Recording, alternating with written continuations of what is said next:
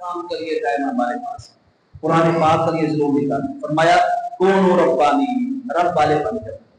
اب کیسے بنے رب والے؟ فرمایا بما کنتم تعلمون الکتاب، سب سے پہلے معلم بن جاؤ۔ معلم کس چیز کا؟ استاد کس چیز کا؟ فرمایا اس قرآن کریم، یہ لوگوں کو سکھاؤ۔ سکھانے سے کیا تمہیں نسبت ملے گی؟ ربانیین کے رب والوں۔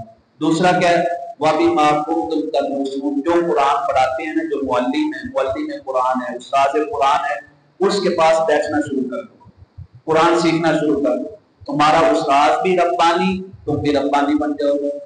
تیسرے کون لوگ ہیں جو نسبت والے ہیں؟ فرمایا وہ لوگ ہیں جنہوں نے انبیاء کرام علیہ السلام کے ساتھ قتال کی، یعنی ان کے ساتھ مل کے کفار کے ساتھ جنگ کی، میدان جنگ میں اترے، وہ ربانی ہیں۔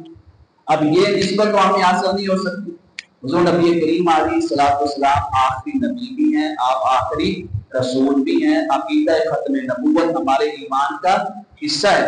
اگر عقیدہ ختم نبوت میں کسی قسم کی کوئی کوتاہی، کمی یا کجی رہ جائے، اس کا ایمان بھی سلامت نہیں رہتا ہے، وہ دائرہ ایمان سے خارج ہو جائے۔ اب ہمارے پاس کیا رہ گیا؟ بما کنتم تعلمون الکتاب وبما کنتم تدرسون، معلم قرآن بن جاؤ اور اس معلم قرآن کے پاس بیٹھ کر قرآن سیکھنا شروع کرو۔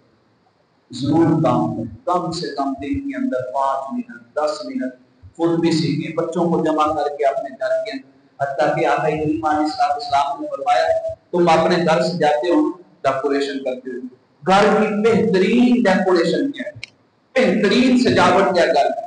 وہ ایسی سجاوٹ ہے کہ آسمان والے بھی اس گھر کو سجا ہوا دیکھتے ہیں، روشنی والا دیکھتے ہیں۔ عرض کیا یا رسول اللہ، وہ کون سی سجاوٹ ہے کہ آسمان والوں کو بھی نظر آئے دنیا میں کہ وہ گھر سجا ہوا ہے؟ فرمایا وہ گھر ہے جس کے اندر قرآن پڑھا بھی جا رہا ہو اور قرآن پڑھایا بھی جا رہا ہو۔